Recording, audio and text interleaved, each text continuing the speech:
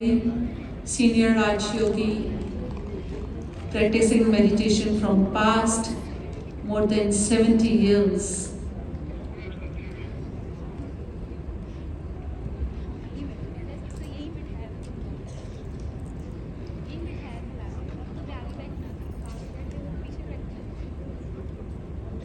Sister Jayati, आप लोग ताली बजा सकते हैं. Sister Jayati,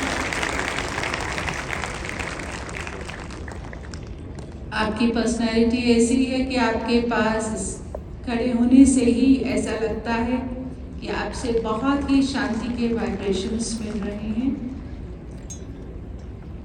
Neville हॉजकिंसंस from UK, आपने कई किताबें लिखी हैं दादी जानकी के ऊपर भी. Is a very senior journalist and an author.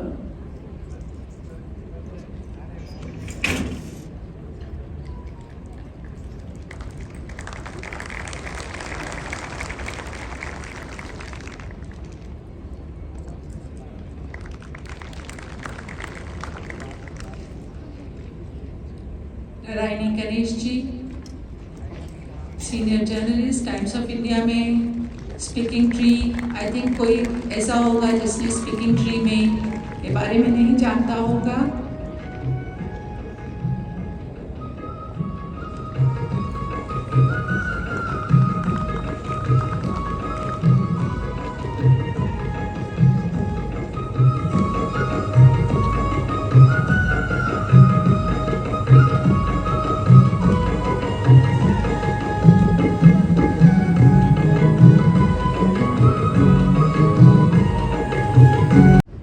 स्थानों पर जाने वालों की संख्या कम हो रही है और बहुत से लोग ये कह रहे हैं कि हम किसी धर्म में विश्वास नहीं करते. मेरे ख्याल में इसका कारण ये है कि आज बिलीवर और नॉन बिलीवर दोनों की जीवन शैली में कोई फर्क नज़र नहीं आता. और दूसरी बात यह है कि धर्म स्थानों पर जाने वाले भक्तों से क्योंकि वहाँ जाते हैं, ये उम्मीद रखी जाती थी कि उनके जीवन में कुछ श्रेष्ठता आएगी और वो धर्म को कर्म में लाएंगे. हुआ ये है कि धार्मिक पद्धतियों में कुछ इस प्रकार की बातें जोड़ दी गई हैं जिसको हम कहते हैं पूजा पाठ इत्यादि, दान पुण्य इत्यादि. उसी को लोग धार्मिक कर्म समझने लगे हैं कि धार्मिक कर्म पुण्य कर्म वो है जो धर्म प्रिस्क्राइब करता है, ना कि उसका कोई जीवन से संबंध रहा है. इस कारण से एक तो हो सकता है ये जो ट्रेंड है ये दिखाई देता है. दूसरे मैं ये समझता हूँ कि पैसे का प्रभाव वो भी धर्म स्थानों पर धार्मिक जगहों पर आ गया है. हम जानते हैं कि पैसा देकर व्यक्ति लंबी क्यू को छोड़कर छोटे रास्ते से उनको दर्शन करा दिया जाता है. अगर किसी को ज़्यादा धर्म कर्म भी करना है उसके लिए ज़्यादा पैसा चाहिए. आप देखेंगे मंदिरों में भी जो बेंचेस वगैरह बनवाए जाते हैं उन पर पैसे वालों के नाम लिखे जाते हैं. अब भगवान तो गरीब नवाज है और इस तरफ हम ये देख रहे हैं कि भक्ति महंगी होती जा रही है. इस ट्रेंड को देखकर भी लोग ये समझते हैं कि भाई इसमें कुछ धरा नहीं है, इसलिए वो इससे विड्रॉ करते जा रहे हैं. अब रह गई बात युवा वर्ग की. युवा पीढ़ी उस तरफ अब और झुक रही है.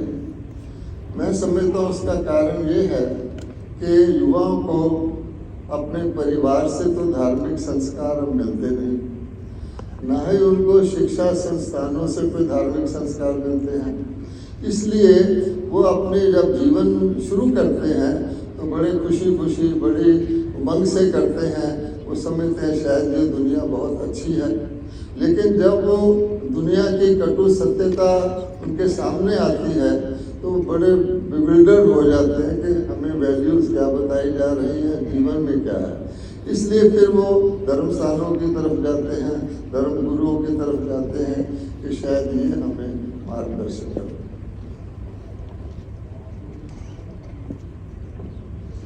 एक बात रह गई, आपने कहा कुछ लोग धर्म को छोड़कर स्पिरिचुअल अपने आप को कहलाते हैं, क्योंकि जब वो देखते हैं कि धर्म में इस प्रकार के अनेक प्रकार के कर्म कांड हो गए हैं जिनके अंदर वो कुछ देखते नहीं, तो फिर वो कहते हैं इसमें कोई आध्यात्मिक उन्नति तो होती नहीं। खासतौर पर ब्रह्मा कुमारी जी ये कहते हैं कि हम स्पिरिचुअल हैं। वास्तव में स्पिरिचुअल शिक्षा, स्पिरिचुअल साधना ही धर्म है, क्योंकि जीवन से संबंध रखता है। और स्पिरिचुअलिटी से हम सारी दुनिया के लोगों को यूनाइट कर सकते हैं। Spirituality common factor. आप ये कह सकते हैं कि वो स्पिरिचुअलिटी और रिलीजन में क्या फर्क है? जी, जो रिलीजन होता है वो एक पर्टिकुलर स्पेसिफिक किसी रिलीजन में विश्वास होता है। जैसे कोई कहता है मैं हिंदू हूँ, मैं मुस्लिम हूँ, ये रिलीजन है। स्पिरिचुअलिटी में हम आत्मा रूप लेते हैं कि सारे आत्मा आत्मा है और एक परमपिता परमात्मा के साथ। Perhaps that is why young people prefer spirituality. I will now move on to the second question. I'm going to ask Sister Jayanti. Sister Jayanti, you are familiar with the specter of climate change and global warming, degradation of our natural environment, excessive consumerism and wastage, obsessive occupation with social media and e-devices, hunger and disease. These are all the challenges we are facing. And you have worked closely with the United Nations, and which plays a major role in hosting conferences that address all these issues. So, from your experience, what do you think is the way out of all these issues in the material world? What do you think is missing among all of us?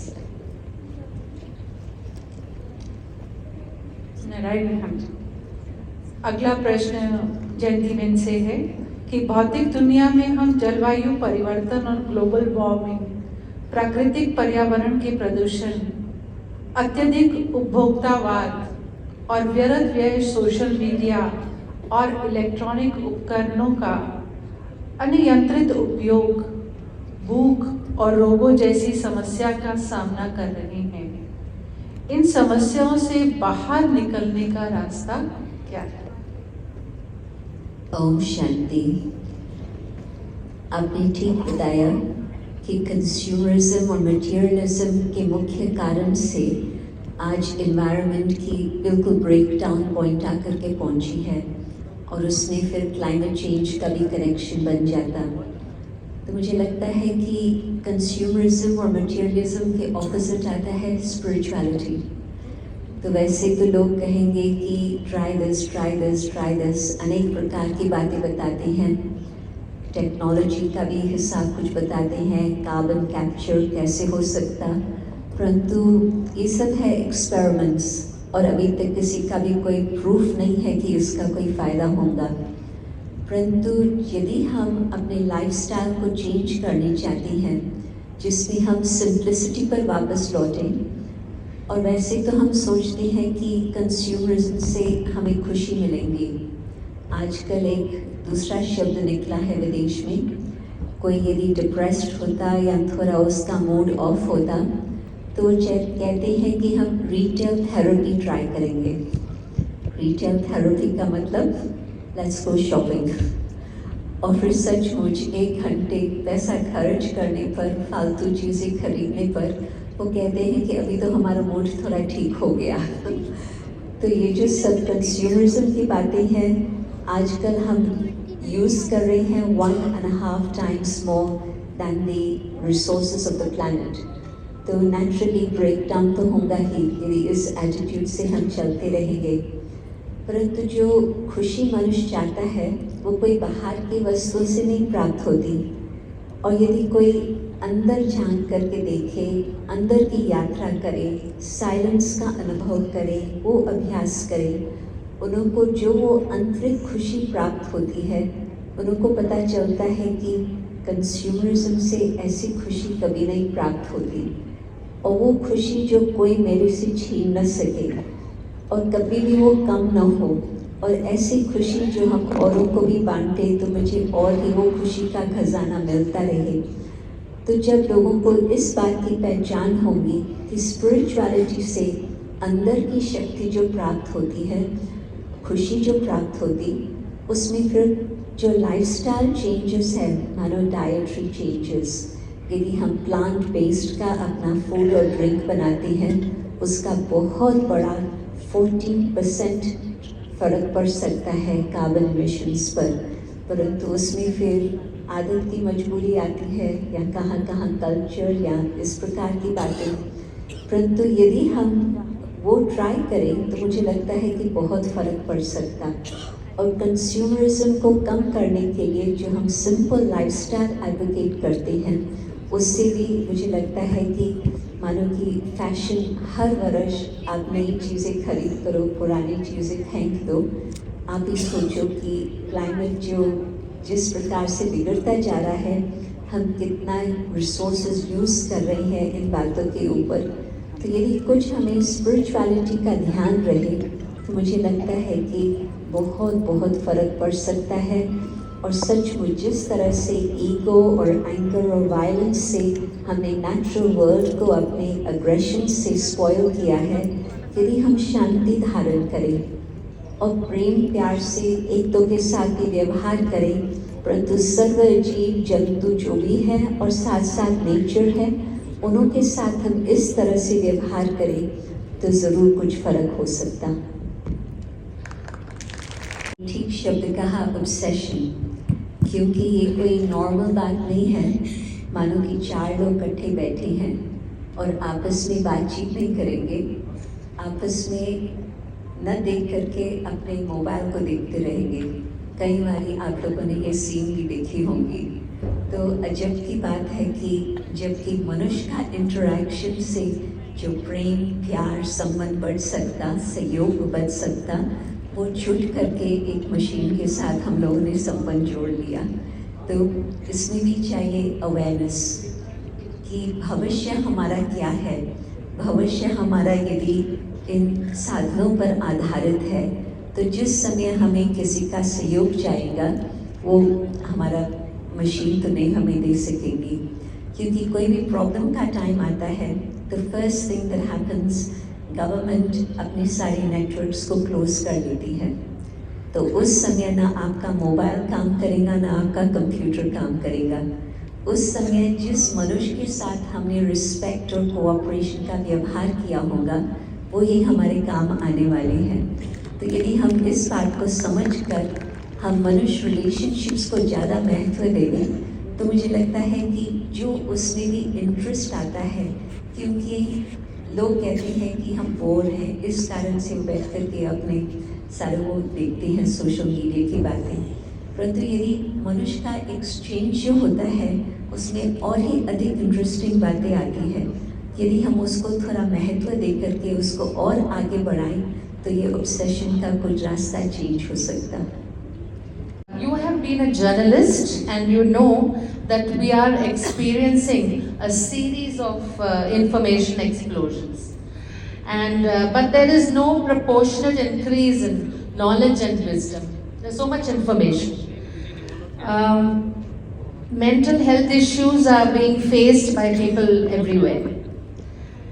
And loneliness and depression and relationships breaking down are troubling both senior citizens as well as the young people and also those in between, I mean, to a lesser extent. So, is there a magic bullet? I mean, say for instance, like turning to spirituality or spiritual practices that could help mitigate all of these problems? Thank you, Narayani, man. Oh yes.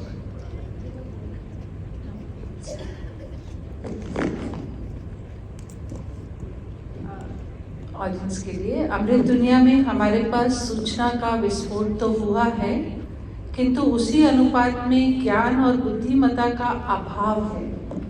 मानसिक स्वास्थ्य संबंधी समस्याएं बढ़ गई हैं और अकेलेपन, अवसाद तथा रिश्तों के टूटने जैसी समस्याओं का अनुभव बुजुर्ग एवं युवा दोनों कर रही हैं। क्या ऐसा कोई जादुई उपाय है? उदाहरण के लिए आध्यात्मिकता की ओर मुड़ना, जो इन सभी समस्याओं को हल्का कर सकता है। Om Shanti and good evening. I'm really happy to be here because the problems of which you're speaking are absolutely global. We tend to think in Europe that India is the home of the deepest spiritual understanding. But to hear that these problems are also afflicting this country too is very touching. I think all of us can make a contribution to mitigating these difficulties. Each one of us can make a contribution. The key is to understand the pressures that each one of us faces these days, I think.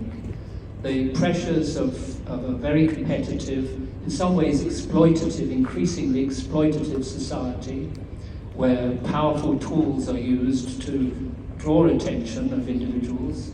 And what happens is that we can easily become exhausted with so much for the brain, so much work for the brain and the body. The brain especially is really hammered by all of these inputs and the information and so forth. And what can happen so easily is that we neglect the spirit or soul. But this is a lethal mistake. It's something that's been increasing for decades, I think, but it's really a lethal mistake. What I've learned about spirituality, having led my own life in a very materialistic way for some years, the inner being is the repository, it's the engine of what's highest in us. The inner being it's like an energy of love, an energy of peace. Many of the virtues spring from the strength within the inner being, the spirit or the soul.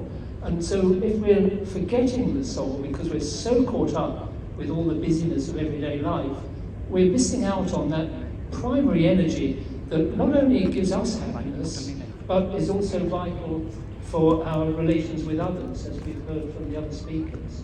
But when we neglect that core of our being, then we feel dry, we're more likely to be upset with other people. We're not such good citizens. But when we make a contribution by focusing on the awareness of the inner being, the soul, and the experience of the inner being, the soul, this is very powerful medicine. And I think it may not be a magic bullet because it's actually quite hard work. There are so many things pulling us in the other direction. But if there is a magic bullet, I would say it's Paramatma. It's the Supreme Being. Because when you really become still inside, you find that you can connect to a higher power, and that higher power energizes these qualities that we need.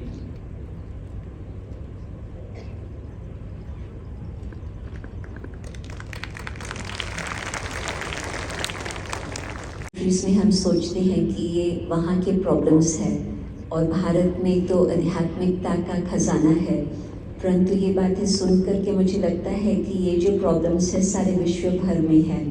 तो मुझे ये अनुभव कहता है कि आजकल में जो बहुत अहंकार या लोभ के वश सब कुछ चल रहा है, इस कारण से ही ये बातें जो हमारे ऊपर बहुत सारी बातें आ जाती है, तो हम अपने आप को भूल जाते हैं और उस व्यस्त जीवन में जो हम चाहते हैं कि हमारे अंदर शांति हो, वो हमें नहीं प्राप्त होती है। परंतु यदि हम कुछ अंदर की यात्रा करें, कुछ हम परमात्मा को भी याद करें, तो फिर जो चीज़ें हम चाहते हैं, सुख चाहिए, शांति चाहिए, शक्ति चाहिए, वो सब कुछ हमें प्राप्त हो सकता है और इन सब बातों का इलाज ये हो सकता। तो मैजिक बुलेट है परमात्मा। परमात्मा की याद की शक्ति से सब बातें ठीक हो सकती। यह सार।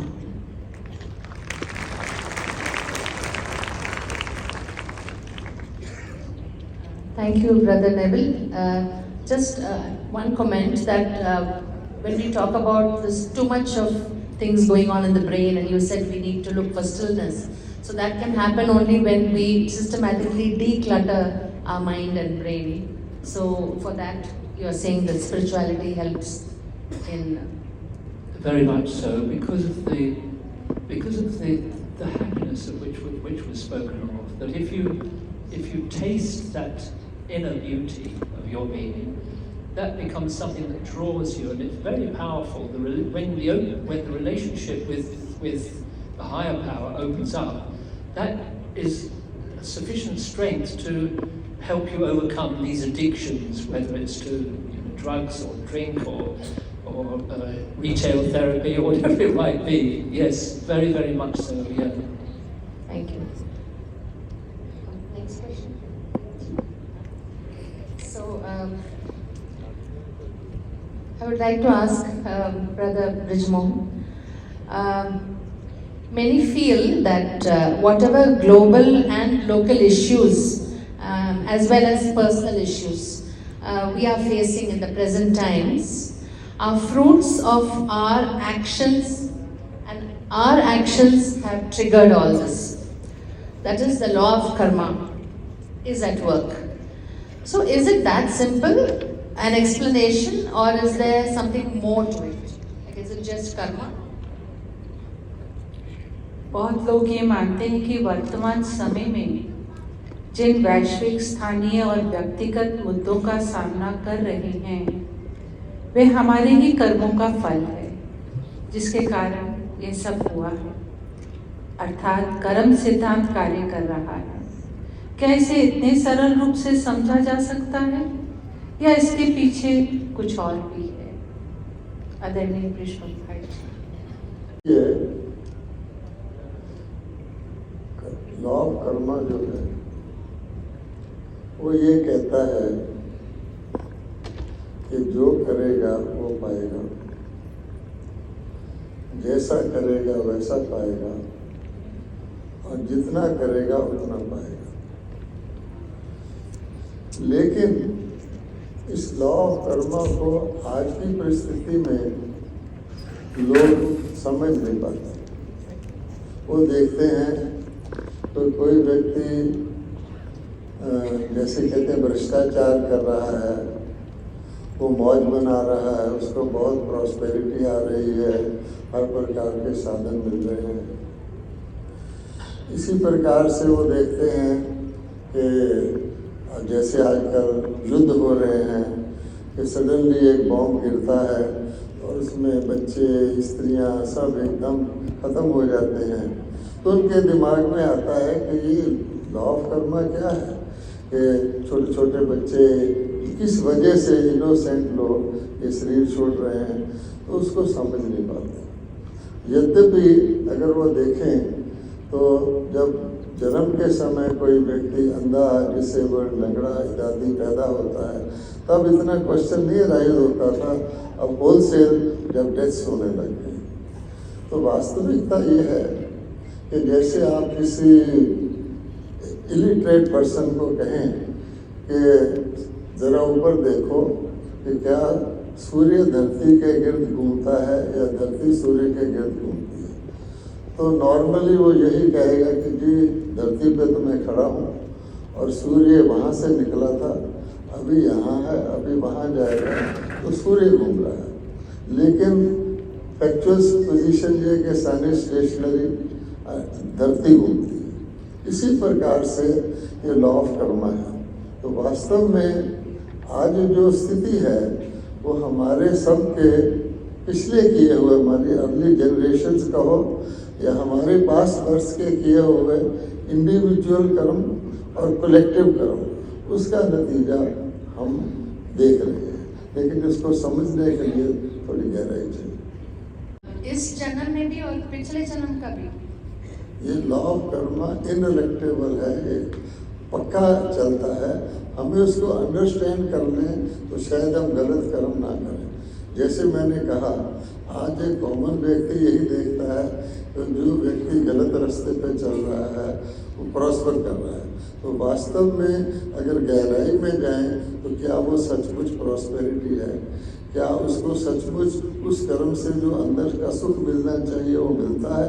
और उस कर्म के बाद क्या उसके जीवन में, उसके परिवार के जीवन में ऐसी दुर्घटनाएं नहीं होती